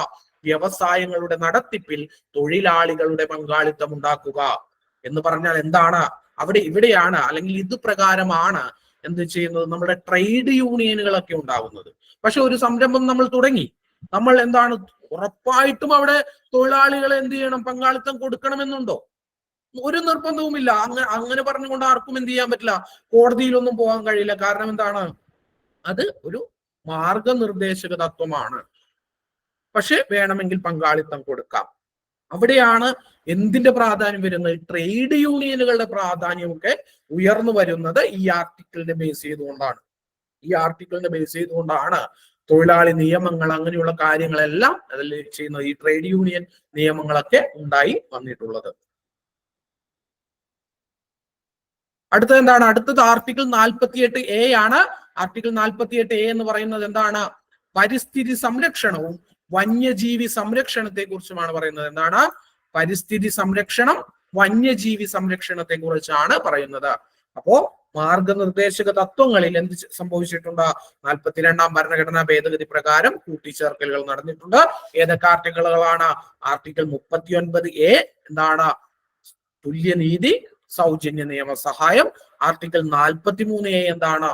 വ്യവസായങ്ങളിൽ തൊഴിലാളികളുടെ പാർട്ടിസിപ്പേഷൻ അല്ലെങ്കിൽ പങ്കാളിത്തം ഉറപ്പാക്കുക. ആർട്ടിക്കിൾ 48A എന്ന് പറയുന്നത് എന്താണ്? ആർട്ടിക്കിൾ 48A എന്ന് പറയുന്നത് പരിസ്ഥിതി സംരക്ഷണം, വന്യജീവി സംരക്ഷണമാണ്. ആ പോയിന്റുകളൊക്കെ വളരെ വ്യക്തമായിട്ട് മനസ്സിലാക്കിയിട്ട് പഠിക്കണം. ഇനി മറ്റൊരു ചോദ്യം, അതായത് നിങ്ങൾക്കറിയാം ഇന്ത്യൻ ഭരണഘടനയുടെ പട്ടിക എന്ന് പറയുന്നത് സ്റ്റേറ്റ് പ്രൊവിഷൻസിനെ, അതായത് ഫെഡറൽ പ്രൊവിഷൻസിനെ കുറിച്ചാണ് പറയുന്നത്. സ്റ്റേറ്റ് ലിസ്റ്റ് ഉണ്ട്, യൂണിയൻ ലിസ്റ്റ് ഉണ്ട്, കൺകറന്റ് ലിസ്റ്റ് ഉണ്ട്. എന്താണ് ഇത് പറയുന്നത്? സ്റ്റേറ്റ് ലിസ്റ്റ് എന്ന് പറഞ്ഞാൽ സംസ്ഥാനങ്ങൾ നിയമം നിർമ്മിക്കേണ്ട വിഷയങ്ങളാണ്. ഈ പറയുന്ന യൂണിയൻ ലിസ്റ്റ് എന്ന് പറഞ്ഞാൽ എന്താണ്? കേന്ദ്ര ഗവൺമെന്റ് മാത്രം നിയമം നിർമ്മിക്കേണ്ട വിഷയങ്ങളാണ്. കൺകറന്റ് ലിസ്റ്റ് എന്ന് പറഞ്ഞാൽ എന്താണ്?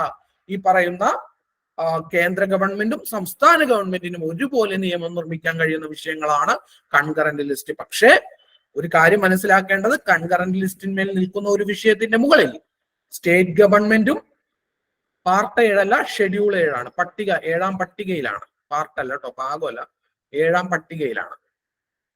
അപ്പൊ എന്താണ്? ഈ പറയുന്ന സ്റ്റേറ്റ് ഗവൺമെന്റും സെൻട്രൽ ഗവൺമെന്റും എന്താണ്? ഒരു വിഷയത്തിൽ വിരുദ്ധ അഭിപ്രായങ്ങളുള്ള നിയമങ്ങൾ ഉണ്ടാക്കുന്നു എന്ന് കരുതുക. അങ്ങനെയാണെങ്കിൽ അവിടെ എന്താണ്, അവിടെ സ്റ്റേറ്റ് ഗവൺമെന്റിന്റെ നിയമത്തിന് വാലിഡിറ്റി ഉണ്ടാകില്ല, മറിച്ച് എന്താണ്, യൂണിയൻ ഗവൺമെന്റിന്റെ നിയമത്തിനായിരിക്കും എന്തെന്ന് പറയുക, വാലിഡിറ്റി ലഭിക്കുക. അപ്പോ ഈ 7 പട്ടിക എന്ന് പറയുന്നത് ഏഴാം പട്ടിക എന്ന് പറയുന്നത് എന്താണ്, ഏതൊക്കെ വിഷയങ്ങളിൽ ആരൊക്കെ നിയമം നിർമ്മിക്കണം എന്ന് എഴുതി വെച്ചിട്ടുള്ള സംഭവമാണ്.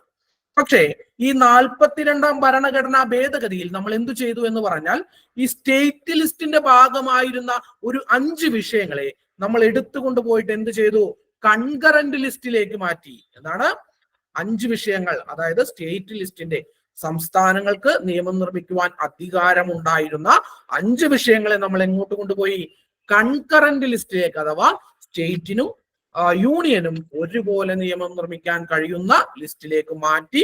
5 വിഷയങ്ങളാണ്. ഒന്ന് വിദ്യാഭ്യാസം, രണ്ടാമത്തേത് വനം, മൂന്നാമത്തേത് എന്താണ്, അളവ് തൂക്ക സമ്പ്രദായം, 4 വന്യജീവികളുടെയും പക്ഷികളുടെയും സംരക്ഷണം, 5 എന്ന് പറയുന്നത് എന്താണ്, സുപ്രീം കോടതി ഹൈക്കോടതി ഒഴികെയുള്ള മറ്റു കോടതികളുടെ ഭരണ സമ്പ്രദായം. ഇതെല്ലാം എന്തിലേക്ക് കൊണ്ടുപോയി, കൺകറന്റ് ലിസ്റ്റിലേക്ക് കൊണ്ടുപോയി. ഈ സുപ്രീം കോടതിയും ഹൈക്കോടതിയും ഒഴികെയുള്ള മറ്റു കോടതികളുടെയൊക്കെ ഭരണ സംവിധാനം എവിടെയായിരുന്നു കിടന്നിരുന്നത്, സ്റ്റേറ്റ് ലിസ്റ്റിലായിരുന്നു കിടന്നിരുന്നത്. അത് അവിടെ നിന്ന് നമ്മൾ എടുത്തുകൊണ്ട് പോയിട്ട് ഈ 5 വിഷയങ്ങൾ എവിടെ കൊണ്ടുവന്ന് വെച്ചു, കൺകറന്റ് ലിസ്റ്റിൽ കൊണ്ടുവന്ന് വെച്ചു. ഏത് ഭരണഘടനാ ഭേദഗതി പ്രകാരം, 42ാമത് ഭരണഘടനാ ഭേദഗതി പ്രകാരം. ഏതൊക്കെ വിഷയങ്ങളാണ്, വിദ്യാഭ്യാസം, ഫോറസ്റ്റ്, അളവ് തൂക്ക സമ്പ്രദായം, പിന്നെന്താണ്, വന്യജീവികളുടെയും പക്ഷികളുടെയും സംരക്ഷണം, പിന്നെന്താണ്, ഹൈക്കോടതിയും സുപ്രീം കോടതിയും ഒഴികെയുള്ള മറ്റു കോടതികളുടെ ഭരണ സമ്പ്രദായം. ഇങ്ങനെ 5 വിഷയങ്ങളെ നമ്മൾ എന്ത് ചെയ്തു, നമ്മൾ സ്റ്റേറ്റ് ലിസ്റ്റിൽ നിന്നും കൺകറന്റ് ലിസ്റ്റിലേക്ക് മാറ്റി. ഇനി ഇങ്ങനെ ഒരു ചോദ്യം വരാം, അതായത് നമ്മളുടെ കേന്ദ്ര ഗവൺമെന്റിന്റെയും അല്ലെങ്കിൽ ലോകസഭയുടെയും സംസ്ഥാന നിയമസഭകളുടെയും കാലാവധി എന്ന് പറയുന്നത് 5 വർഷത്തിൽ നിന്നും 6 വർഷമായിട്ട് ഉയർത്തിയ ഭരണഘടനാ ഭേദഗതി ഏതാണ് എന്ന് ചോദിച്ചാൽ അതിന്റെ ഉത്തരം എന്താണ്, അതിന്റെ ഉത്തരം 42ാം ഭരണഘടനാ ഭേദഗതിയാണ്. അപ്പൊ സ്വാഭാവികമായിട്ടും നിങ്ങൾക്കൊരു സംശയം വരും, ഇപ്പോ ലോക്സഭയ്ക്ക് 5 വർഷമല്ലേ ഉള്ളൂ, അല്ലെങ്കിൽ എന്താണ്, നിയമസഭകൾക്ക് ഇപ്പോൾ 5 വർഷമല്ലേ ഉള്ളൂ. അത് നമ്മൾ എന്ത് ചെയ്തു, നമ്മൾ 44ാമത് ഭരണഘടനാ ഭേദഗതിയിലൂടെ നമ്മൾ എന്ത് ചെയ്തു, വീണ്ടും ഈ 6 വർഷം എന്നുള്ളത് 5 വർഷമാക്കി കുറച്ചു. അത് നമ്മൾ അടുത്ത ഭാഗം പഠിക്കുമ്പോൾ എന്ത് ചെയ്യും, പഠിക്കും. അപ്പോ ഇങ്ങനെയാണ് ചോദ്യം വരുന്നതെങ്കിൽ, അതായത് ലോക്സഭയുടെയും അല്ലെങ്കിൽ സംസ്ഥാന നിയമസഭകളുടെയും എന്താണ് ഈ പറയുന്ന കാലാവധി എന്ന് പറയുന്നത് 5 വർഷത്തിൽ നിന്നും 6 വർഷമായിട്ട് ഉയർത്തിയ ഭരണഘടനാ ഭേദഗതി ഏതാണ് എന്ന് ചോദിച്ചാൽ അതിന്റെ ഉത്തരം ഏതാണ്, അതിന്റെ ഉത്തരവും 42ാമത് ഭരണഘടനാ ഭേദഗതി എന്നാണ്. മാത്രമല്ല, ഒരു സ്വാഭാവികമായിട്ടും ഒരു ചോദ്യം നിങ്ങൾക്ക് ഉയർന്നു വരാം, ഈ മന്ത്രിസഭയുടെ നിർദ്ദേശങ്ങൾ എല്ലാം ഇന്ത്യയുടെ പ്രസിഡന്റ് അനുസരിക്കേണ്ടതായിട്ടുണ്ട്. എന്താണ് നിങ്ങളുടെ ഒരു അഭിപ്രായം?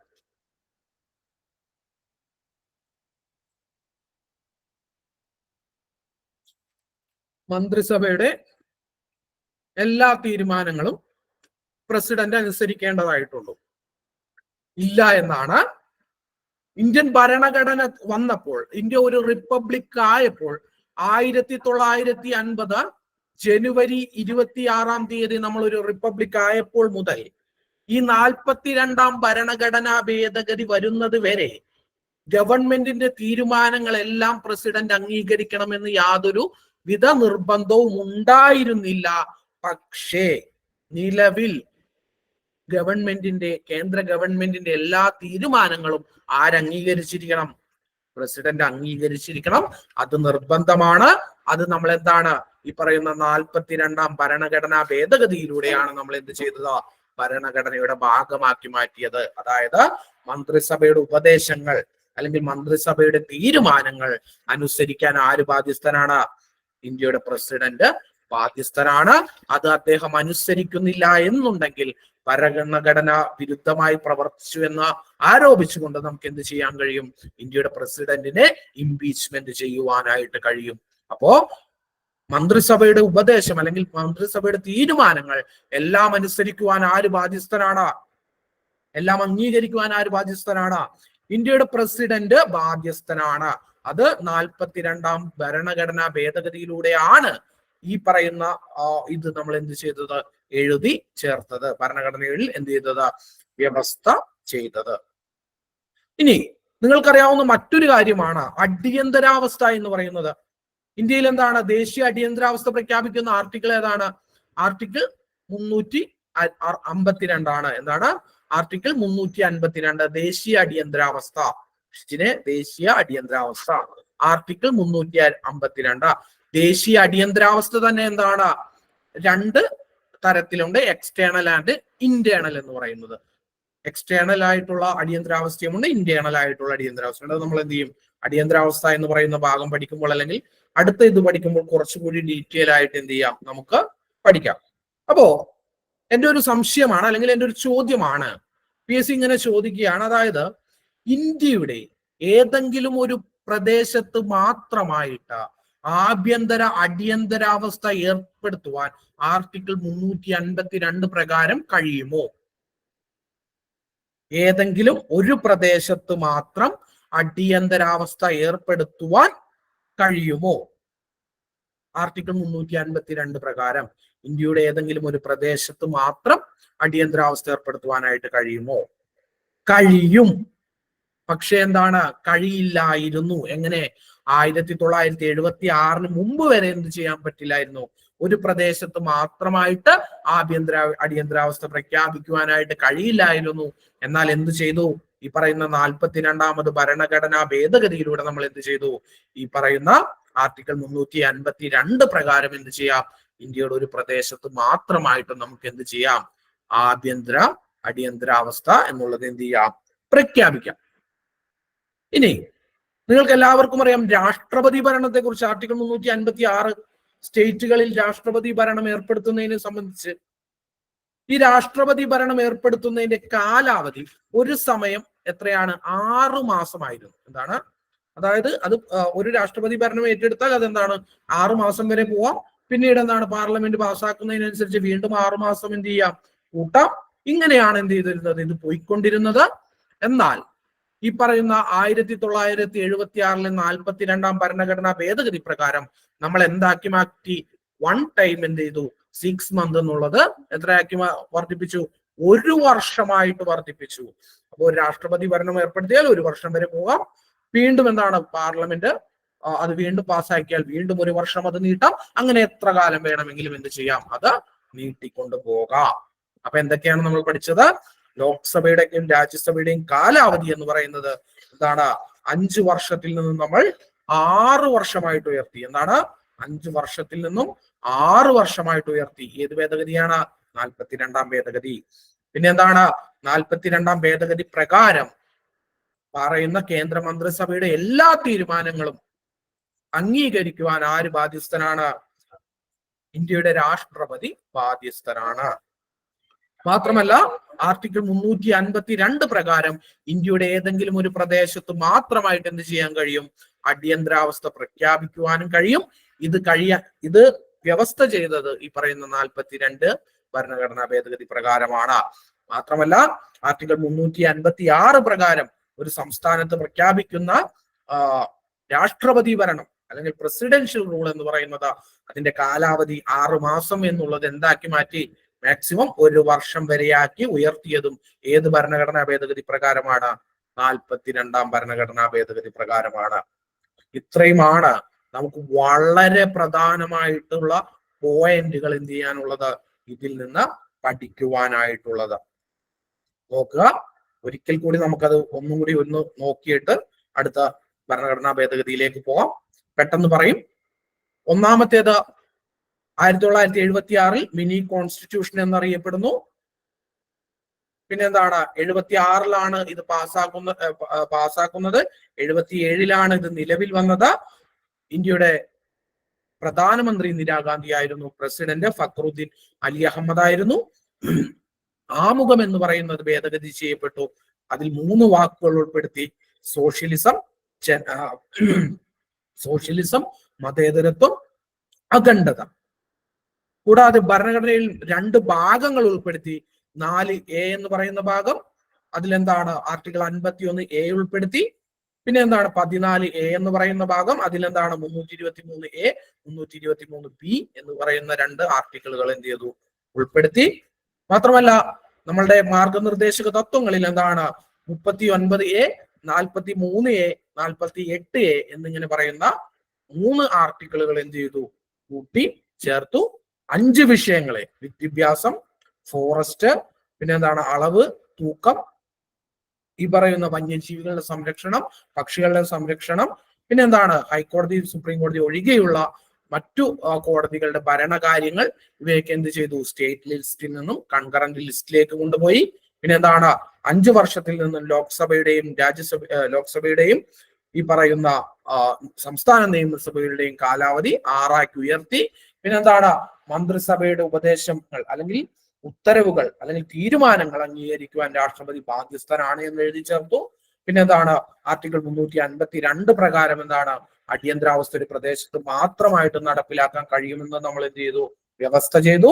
പിന്നെ എന്താണ് സംസ്ഥാനങ്ങളിലെ രാഷ്ട്രപതി ഭരണം 6 മാസം എന്നുള്ളത് നമ്മൾ എന്ത് ചെയ്തു, 1 വർഷമായിട്ട് അതിന്റെ കാലാവധി ചെയ്തു, ദീർഘിപ്പിച്ചു. ഇത്രയുമാണ് വളരെ ഏറ്റവും പ്രധാനപ്പെട്ട പോയിന്റുകൾ. ഇനിയും കുറച്ച് സംഭവങ്ങൾ കൂടിയൊക്കെ നിങ്ങൾക്ക് റാങ്ക് ഫയലിലൊക്കെ നോക്കിയാൽ കാണാൻ പറ്റും. ഈ 42ാം ഭരണഘടനാ ഭേദഗതി എന്ന് പറയുന്നത് അതിന്റെ സ്വഭാവം തന്നെ ഇന്ത്യയിലെ ജുഡീഷ്യറിയെ ഊച്ചുവലങ്ങിടുക എന്നുള്ള അടിസ്ഥാനത്തിൽ ശ്രീമതി ഇന്ദിരാഗാന്ധി നടപ്പിലാക്കിയ ഒരു ഭേദഗതിയാണ് കേട്ടോ ഈ നമ്മൾ ഈ മിനി കോൺസ്റ്റിറ്റ്യൂഷൻ എന്ന് ഓമന പേരിട്ട് വിളിക്കുന്ന ഈ ഭേദഗതി. കോടതികളെയൊക്കെ കൂച്ചുവിലങ്ങിടുന്നതിന് വേണ്ടിയിട്ട് ശ്രീമതി ഇന്ദിരാഗാന്ധി ഇന്ത്യയിൽ നടപ്പിലാക്കിയ ഒരു ഭരണഘടന ഭേദഗതിയാണ്. അവരൊരു ഏകാധിപതി കൂടിയായിരുന്നു കേട്ടോ. ഇന്ത്യ നമ്മൾ അയൺ ലേഡി എന്നൊക്കെ വിളിക്കുമ്പോൾ ഫാഷിസ്റ്റ് എന്ന് പറയുന്ന പദം, ഫാസിസ്റ്റ് എന്ന് പറയില്ലേ, ആ ഫാസിസ്റ്റ് എന്ന് പറയുന്ന പദം ഇന്ത്യയിൽ ഒരു പ്രധാനമന്ത്രിക്ക് അലങ്കാരമായിട്ട് കൊണ്ടു നടക്കാൻ കഴിയുമെങ്കിൽ അത് കൊണ്ടു നടക്കാൻ കഴിയുന്ന ഒരേ ഒരു ഇന്ത്യൻ പ്രധാനമന്ത്രിയെ ഇന്ത്യയിൽ ഉണ്ടായിട്ടുള്ളൂ. അവരുടെ പേരാണ് ശ്രീമതി ഇന്ദിരാഗാന്ധി എന്ന് പറയുന്നത്. ഒരു ഫാഷിസ്റ്റ് നേച്ചർ ആയിരുന്നു അവർ. അടിയന്തരാവസ്ഥ അതിന് വലിയ ഒരു ഉദാഹരണം കൂടിയാണ്. നമ്മൾ അയൺ ലേഡി എന്നൊക്കെ വിളിക്കും. പറയും ചില ആളുകൾ പറയും നരേന്ദ്രമോദിയൊക്കെ ഒരു ഫാഷിസ്റ്റ് പ്രധാനമന്ത്രിയല്ലേ. എന്റെ അഭിപ്രായത്തിൽ നരേന്ദ്രമോദി ഒന്നും ഒരു ഫാഷിസ്റ്റ് ആയിട്ടില്ല, ചിലപ്പോൾ ആകുമായിരിക്കും. ഇന്ത്യ നിലവിൽ കണ്ടതിൽ ഇന്ത്യയിൽ ഒരേ ഒരു ഫാഷിസ്റ്റ് ഭരണാധികാരി ഉണ്ടായിട്ടുള്ളത് ഇന്ദിരാഗാന്ധിയാണ് എന്നുള്ളതാണ് എൻ്റെ ഒരു വ്യക്തിപരമായിട്ടുള്ള അഭിപ്രായം എന്ന് പറയുന്നത്.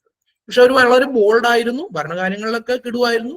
അങ്ങനെ ഈ മനുഷ്യൻ എന്ന് പറയുന്ന സംഭവം ഈ പറയുന്ന പോലെ ഞാൻ എപ്പോഴും പറയാറുണ്ട്, മനുഷ്യരൊന്നും നിങ്ങൾ സിനിമയിൽ കാണുന്ന പോലെ പൂർണ്ണമായിട്ട് നല്ലവരോ, ഒരു നായകൻ ഉണ്ടാവുമല്ലോ, പഴയ ഒരു സിനിമാ സങ്കല്പങ്ങളിലെ നായകൻ നിങ്ങൾക്ക് എല്ലാവർക്കും അറിയാം എന്താണ്, നല്ലവനായ ഉണ്ണി എന്ന് നമ്മൾ കളിയാക്കിയൊക്കെ വിളിക്കുന്ന പോലത്തെ നല്ലവനായിട്ടുള്ള നായകൻ, യാതൊരുവിധ തെറ്റുകളും ചെയ്യാത്തൊരു നായകൻ, എന്നാൽ എല്ലാവിധ തെറ്റുകളും ചെയ്യുന്ന ഒരു വില്ലൻ. ഒരു കാലഘട്ടത്തിൽ നമ്മളുടെ ഒരു സിനിമാ സങ്കല്പത്തിലെ നായകനും വില്ലനും ഒക്കെ അങ്ങനെയായിരുന്നു. ഇപ്പോ കുറെയൊക്കെ മാറ്റങ്ങൾ വന്നിട്ടുണ്ട്.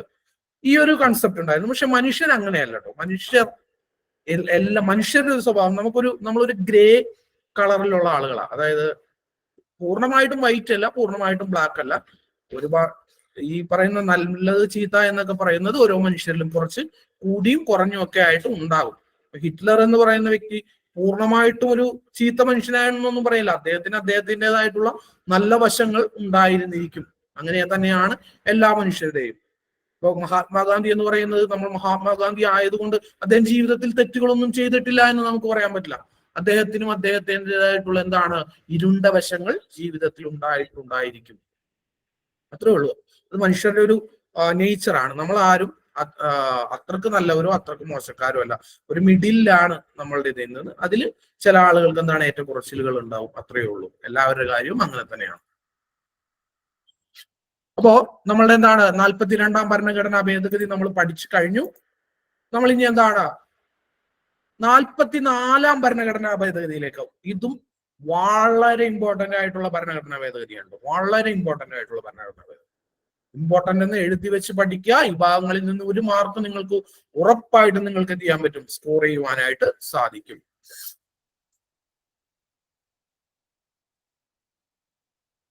നോക്കാം. 44ാം ഭരണഘടനാ ഭേദഗതി വർഷം 1978. എന്താണ് 42ാം ഭരണഘടനാ ഭേദഗതി 1978 എന്ന് തന്നെയാണ് അതിന്റെ പേരെന്ന് പറയുന്നത്. ഈ ഭരണഘടനാ ഭേദഗതി പാസാക്കിയ വർഷമാണ് എന്തെന്ന് പറയുന്നത് 1978 എന്ന് പറയുന്നത്. എന്നാൽ നമ്മൾ മുകളിൽ പറഞ്ഞതുപോലെ തന്നെ PSC നിങ്ങളോട് സ്പെസിഫിക് ആയിട്ട് ചോദിക്കുകയാണ്, 44ാം ഭരണഘടനാ ഭേദഗതി നിലവിൽ വന്നത് എന്നാണ്. എന്താണ്? പാസാക്കിയതല്ല. 44ാം ഭരണഘടനാ ഭേദഗതിയുടെ വർഷം ചോദിച്ചാൽ അത് 78 പക്ഷേ സ്പെസിഫിക് ആയിട്ട് PSC ചോദിക്കുകയാണ്, ഇതെന്താണ്, നിലവിൽ വന്ന വർഷം ഏതാണ്, നിലവിൽ വന്ന വർഷം ഏതാണെന്ന് ചോദിച്ചാൽ അതിന്റെ ഉത്തരം എന്താണ്? 1979 ഭരണഘടനാ ഭേദഗതി പാസ്സാക്കിയത് 1978 നിലവിൽ വന്നത് എന്നാണ് 30 ഏപ്രിൽ 1979 ഇത് ആരാണ് ഇത് പാസ്സാക്കിയത്?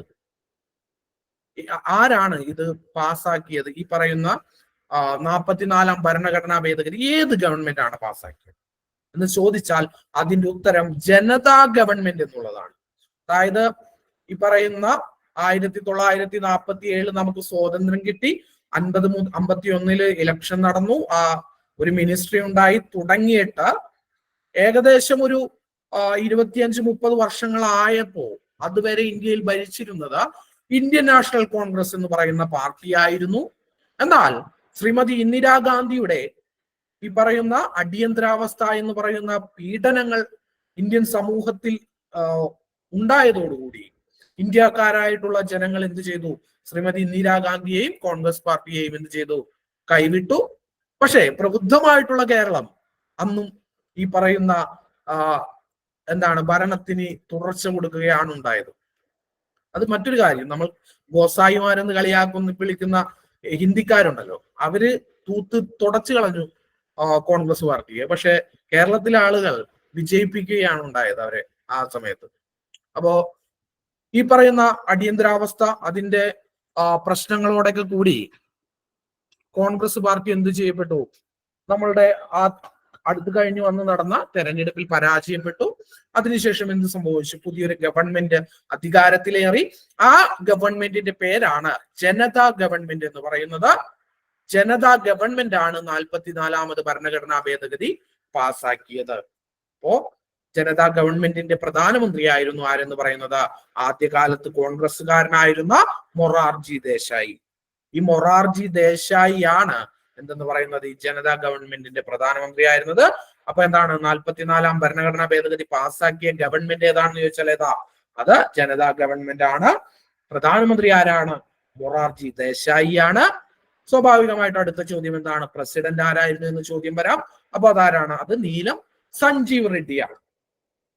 എന്താണ് 44ാം ഭരണഘടനാ ഭേദഗതിയുടെ പ്രാധാന്യം എന്ന് പറയുന്നത്?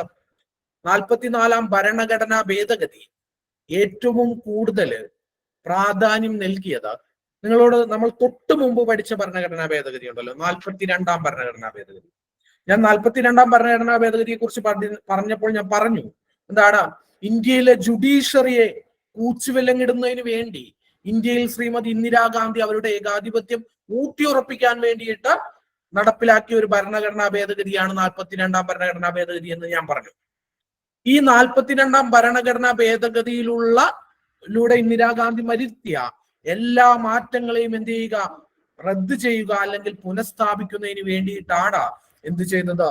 ജനതാ ഗവൺമെന്റ് 44ാം ഭരണഘടനാ ഭേദഗതി എന്ത് ചെയ്തത്? നടപ്പിലാക്കിയത്.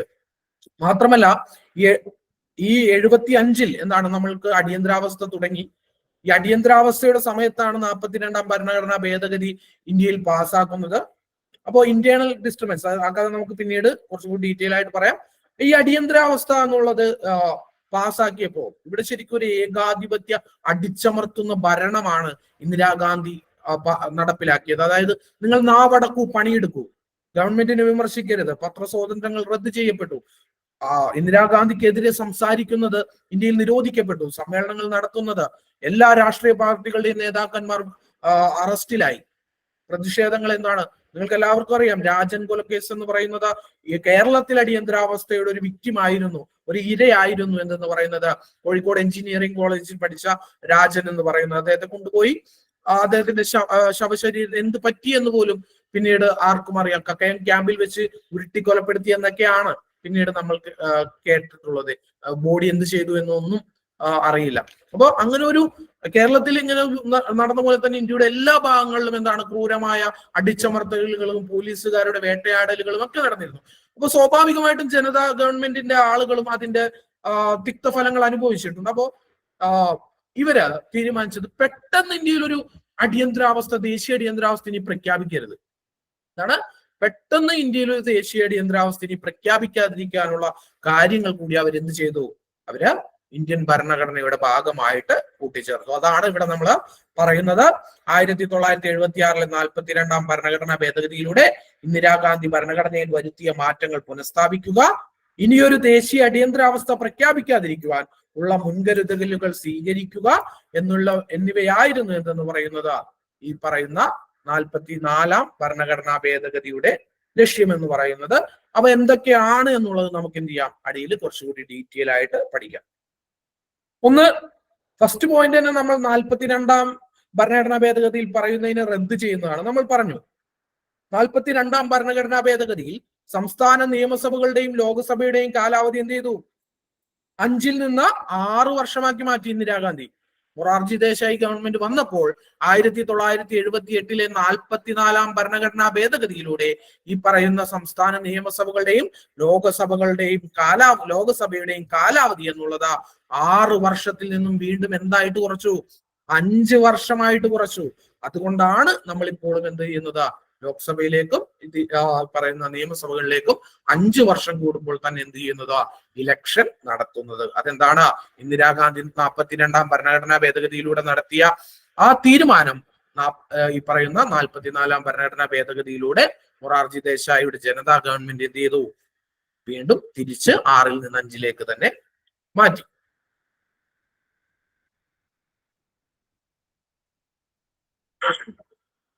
നോക്കുക, ക്യാബിനറ്റ് തീരുമാനങ്ങൾ പ്രസിഡന്റിന് പുനഃപരിശോധനയ്ക്ക് തിരികെ അയക്കാമെന്നുള്ള ഒരു മാറ്റം കൊണ്ടുവന്നു. എന്താണ്? ക്യാബിനറ്റ് തീരുമാനങ്ങൾ പ്രസിഡന്റിന് വേണമെങ്കിൽ എന്ത് ചെയ്യാം, പ്രസിഡന്റ് നിർബന്ധമായിട്ട് അംഗീകരിക്കണം എന്നൊക്കെ നമ്മൾ പറഞ്ഞിരുന്നു. ഗവൺമെന്റിന്റെ എന്ത് തീരുമാനവും എന്ത് ചെയ്യണം? ഈ പറയുന്ന പ്രസിഡന്റ് അംഗീകരിക്കണമെന്ന് നമ്മൾ പറഞ്ഞിരുന്നു. പക്ഷേ ഈ 44 ഭരണഘടനാ ഭേദഗതിയിലൂടെ എന്ത് ചെയ്തു? അവിടെ പ്രസിഡന്റിന് വേണമെങ്കിൽ എന്ത് ചെയ്യാമെന്നാക്കി, ഇത് പുനഃപരിശോധനയ്ക്കായിട്ട് ഗവൺമെന്റിന് ആ തീരുമാനം തിരിച്ചേക്കാം എന്നുള്ളത് എന്ത് ചെയ്തു? എഴുതി ചേർത്തു. പക്ഷേ അത് ഒരു തവണ മാത്രമേ എന്ത് ചെയ്യുകയുള്ളൂ? അത് ഒരു തവണ മാത്രമേ സാധിക്കുകയുള്ളൂ. ഒരു തവണ പ്രസിഡന്റിന് ഒരു തീരുമാനം ഗവൺമെന്റ് അയച്ചു കൊടുത്തു, പ്രസിഡന്റ് അതിൽ സാറ്റിസ്ഫൈഡ് അല്ല, അദ്ദേഹത്തിന് ചില മാറ്റങ്ങൾ വേണം. അപ്പൊ എന്ത് ചെയ്യും? അദ്ദേഹം മാറ്റങ്ങൾ നിർദ്ദേശിച്ചുകൊണ്ട് ഇത് പുനഃപരിശോധനയ്ക്ക് വേണ്ടി എന്ത് ചെയ്യും? കേന്ദ്ര ഗവൺമെന്റിന് അയച്ചു കൊടുത്തു. കേന്ദ്ര ഗവൺമെന്റ് ആ മാറ്റത്തോട് കൂടിയോ അല്ലാതെയോ വീണ്ടും ഒരു തവണ കൂടി എന്ത് ചെയ്യുകയാണ്? ആ തീരുമാനം പാസ്സാക്കിയിട്ട് വീണ്ടും പ്രസിഡന്റിന് അയച്ചു കൊടുത്താൽ പിന്നെ പ്രസിഡന്റിന് എന്ത് ചെയ്യാൻ പറ്റില്ല? അത് മടക്കുവാനോ തിരിച്ചയക്കുവാനോ ഒന്നും കഴിയില്ല. അദ്ദേഹം എന്ത് ചെയ്യണം? അദ്ദേഹം അത് നിർബന്ധമായിട്ട് ഒപ്പിട്ടിരിക്കണം. അപ്പൊ എന്താണ്? ലോക്സഭയുടെയും സംസ്ഥാന നിയമസഭയുടെയും കാലാവധി എന്നുള്ളത് 6 വർഷത്തിൽ നിന്ന് 5 വർഷമായിട്ട് കുറച്ചു. ക്യാബിനറ്റ് തീരുമാനങ്ങൾ എന്താണ്? പ്രസിഡന്റിന് വേണമെങ്കിൽ പുനഃപരിശോധിക്കാം ഒരു എന്ന് പറയുന്ന ഒരു മാറ്റം കൂടി എന്ത് ചെയ്തു? അവിടെ കൊണ്ടുവന്നു. പക്ഷെ ആ മാറ്റം പുനഃപരിശോധനയ്ക്ക് അയക്കുക എന്നുള്ളത് എന്താണ്? ഒരു തവണയെ പറ്റുകയുള്ളൂ. വീണ്ടും കേന്ദ്ര ഗവൺമെന്റ് അത് അംഗീകരിച്ച് തിരിച്ചയച്ചാൽ എന്ത് ചെയ്യണം? അത് അംഗീകരിച്ച് മതിയാവുകയുള്ളൂ. അപ്പൊ നോക്കുക, നമ്മൾ 44 ഭരണഘടനാ ഭേദഗതിയാണ് പഠിച്ചുകൊണ്ടിരിക്കുന്നത്. പാസാക്കിയ വർഷം എന്നാണ് 1978. നിലവിൽ വന്നത് 30 ഏപ്രിൽ 1979. ഗവൺമെന്റ് ഏതാണ്? ജനതാ ഗവൺമെന്റ്. പ്രധാനമന്ത്രി മൊറാർജി ദേശായി, പ്രസിഡന്റ് ആരാണ്? നീലം സഞ്ജീവ് റെഡ്ഡി. എന്തായിരുന്നു ഉദ്ദേശം? 42 ഭരണഘടനയിലെ എന്താണ്? അതിലൂടെ വരുത്തിയ മാറ്റങ്ങൾ പുനഃസ്ഥാപിക്കുക, ഇനിയൊരു ദേശീയ അടിയന്തരാവസ്ഥ എന്താണ് പെട്ടെന്ന് പ്രഖ്യാപിക്കാതിരിക്കാനുള്ള മുൻകരുതലുകൾ സ്വീകരിക്കുക. പിന്നെ എന്താണ്? ലോക്സഭയുടെയും ഈ പറയുന്ന നിയമസഭകളുടെയും കാലാവധി 6 വർഷത്തിൽ നിന്നും 5 വർഷമായിട്ട് കുറച്ചു. പ്രസിഡന്റിന് വേണമെങ്കിൽ എന്ത് ചെയ്യാം? തീരുമാനം പുനഃപരിശോധനയ്ക്ക് അയക്കാം എന്നൊരു ക്ലോസ് കൂടി എന്ത് ചെയ്തു? ഈ 44 ഭരണഘടനാ ഭേദഗതിയിലൂടെ നമ്മൾ കൂട്ടിച്ചേർത്തു. അപ്പോ ഈ പറയുന്ന 44 ഭരണഘടനാ ഭേദഗതി ഇതോടുകൂടി കഴിയുന്നില്ല. നമ്മൾ ഇപ്പോൾ ഇവിടെ വെച്ചിട്ട് എന്ത് ചെയ്യാണ്? നിർത്തുകയാണ്. ഇതിന്റെ ബാക്കി ഭാഗം നമ്മൾ എന്ത് ചെയ്യും? അടുത്ത ക്ലാസ്സിൽ എടുക്കുന്നതായിരിക്കും. ഇതുവരെ പഠിപ്പിച്ച കാര്യങ്ങൾ എന്ത് ചെയ്യുക? നിങ്ങൾ വളരെ നന്നായി മനസ്സിലാക്കി ഇഷ്ടപ്പെട്ട് പഠിക്കുക. അപ്പോൾ നമ്മൾ എന്താണ് ഇതോടുകൂടി ഈ ക്ലാസ് അവസാനിപ്പിക്കുകയാണ്. എല്ലാവർക്കും നന്ദി, നമസ്കാരം. ഇനി ഡൗട്ടുകൾ ഇല്ലാത്ത ആളുകൾക്ക് പോകാം. ആർക്കെങ്കിലും ഡൗട്ടുകൾ ഉണ്ട് എങ്കിൽ ഇവിടെ ഇരിക്കാം, ചോദ്യങ്ങൾ പെട്ടെന്നാകാം.